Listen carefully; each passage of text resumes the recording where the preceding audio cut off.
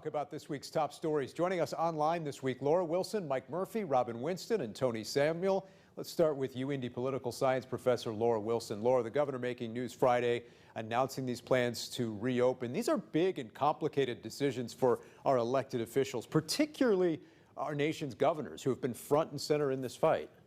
They absolutely have. A lot of times people don't necessarily know who their governor is. They may not know everything a governor does, and they may not even be familiar with all the policies that a state passes. But because these are things that people are very interested in, because they have such a direct and tangible impact on their lives, I think you see people really focusing on the governors.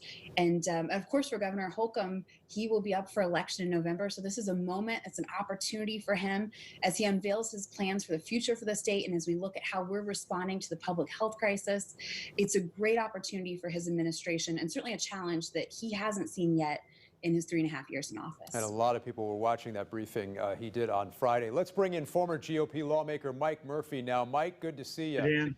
Good to see you. We heard from our Indiana lawmakers there in our town hall this week. They are all in the middle of this crisis as well. But as Laura mentioned, it's an election year. How might this crisis impact not just the election process itself, the race for president, the race for governor, but also the balance of power in Congress?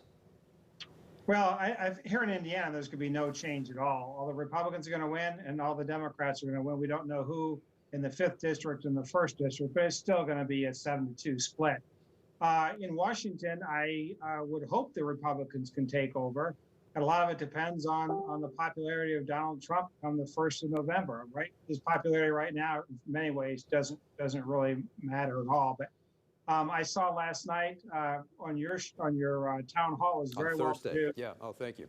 Thursday. I'm sorry. I was disappointed in some of the responses. I don't think that was a time for politicizing and attacking either party. You saw some of that come out, and it just kind of lowered the standard or the integrity of the whole discussion, with the exception, I would suggest, of Congresswoman Brooks, who always performs like a stateswoman.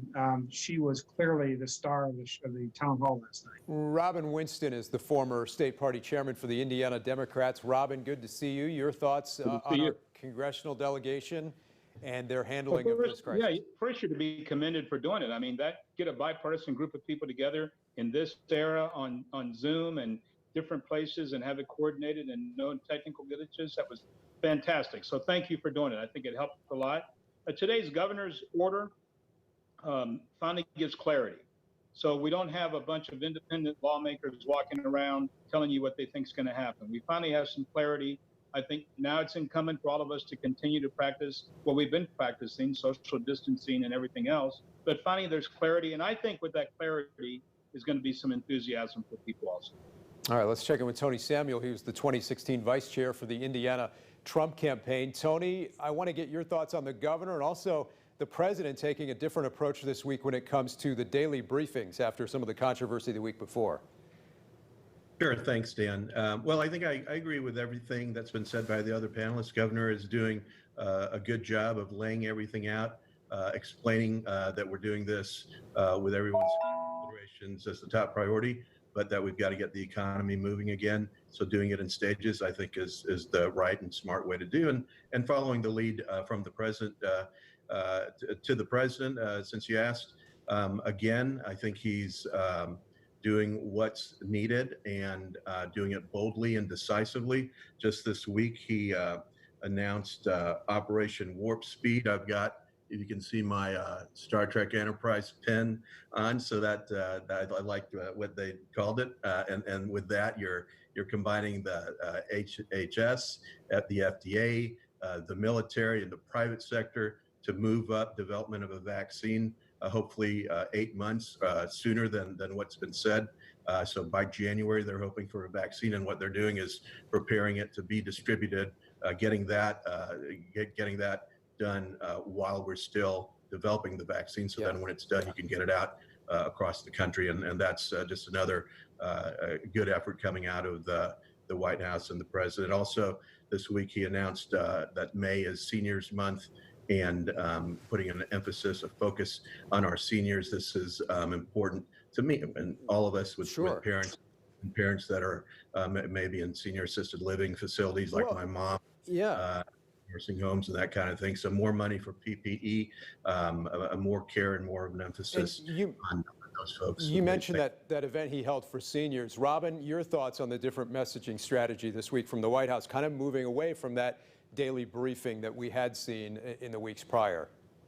Well, the reason they're moving away from it is he continues to make statements that are not true.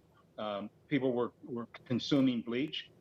There was a whole disinfectant thing. I mean, imagine America with Joe Biden a steady hand as president right now, as opposed to a guy that began this effort saying it was a Democratic hoax when they talked about coronavirus. The president is coming around. Isn't it amazing that we're giving kudos for doing what we asked him to do, which was to be a mature person? I looked at Mike Pence the other day in Kokomo, and you saw seasoned leadership there. I wish that he would let his medical professionals do their job on the briefings and kind of stay off to the side. Laura, your thoughts on everything political that is swirling around this public health crisis we've seen here in recent days and weeks?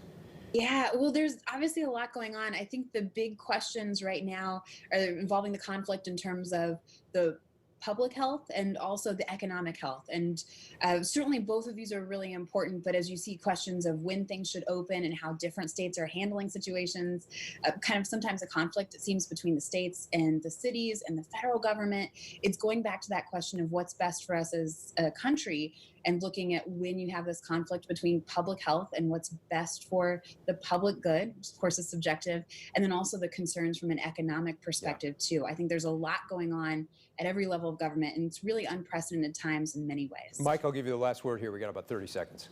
Well, I think this was clearly Governor Holcomb's finest hour. His plan has been thoughtful, measured, very well communicated. I think his shadow is going to loom large in Indiana history.